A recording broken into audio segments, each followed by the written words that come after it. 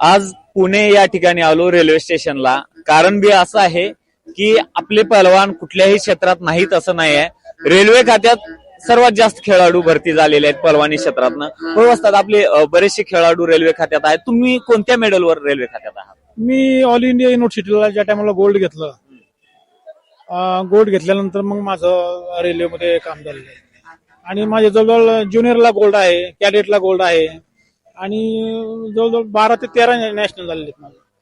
हरिश्चंद्र मामा बिराजदार यांचे हे सर्व पटशिष्य आहेत. आणि सर्वात जास्त मामांनी नोकरी कसं मिळेल, पहलवानांचं आयुष्याचं पुढचं भविष्य आहे जे रोजीरोटी मिळाली पाहिजे ह्या उद्देशानं तिने करिअरच्या दृष्टिकोनातून बघत होते. आणि बरेचसे पहलवान हे तुमच्या तालमीतले म्हणजे गोकुळ वस्ताद तालमीचे हे सर्व्हिसला आहेत. एक किस्सा तुम्हाला सांगतो मी की मामांना रोजीरोटी बद्दल किती हे होतं. एक वर्ष असं होतं की महाराष्ट्र केसरी आणि रेल्वेची स्पर्धा एकाच वर्षी आली होती आणि एकाच दिवशी आली होती. पण मामा मला म्हणले की महाराष्ट्राला खेळू नको, पहिले रोजीरोटीचं आहे, रेल्वेची स्पर्धा कर. आणि मी त्यांचं ऐकलं, महाराष्ट्राची सोडली आणि रेल्वेच्या स्पर्धा खेळायला गेलो. आणि वस्ताद तुम्ही उपमहाराष्ट्र केसरी कधी झाला? त्यावेळी महाराष्ट्र केसरी कोण झालं?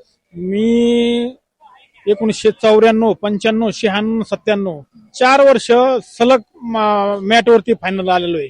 पहिल्या वर्षी आलो उदयराज यादव, त्यानंतर संजय पाटील, गोरख सरक आणि शिवाजी केकान सर यांच्यावर मी फायनल आलो. महाराष्ट्र केसरी आताची महाराष्ट्र केसरी यात खूप डिफरन्स आहे.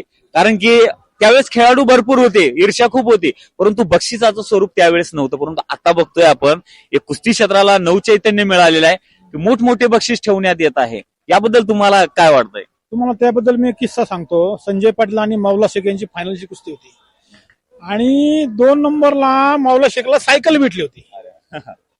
अलग खांद्यावर घेऊन रेल्वे स्टेशनला, रेल्वेने प्रवास त्यांनी खांद्यावर घेतली. म्हणजे सांगण्याचं तात्पर्य हेच की त्यावेळची कुस्ती ह्या वेळची कुस्ती हा जमीन आसमानाचा फरक आहे. आणि रामकृष्ण अण्णा सातव यांनी आतापर्यंत जेवढे बक्षीस नव्हते त्यापेक्षा जास्त म्हणजे चांगल्या प्रकारे बक्षीस ठेवलेले आहेत. त्याकरता पैलवानकीला दिवस चांगले आले आहेत.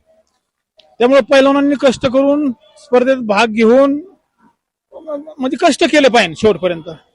नक्कीच. आणि वस्तादांनी तर त्याबद्दल बोललेलं आहे. त्यांच्या वेळेस काही नव्हतं एवढं, परंतु आता खूप कुस्तीसाठी सोन्याचे दिवस आलेले आहेत वस्ताद.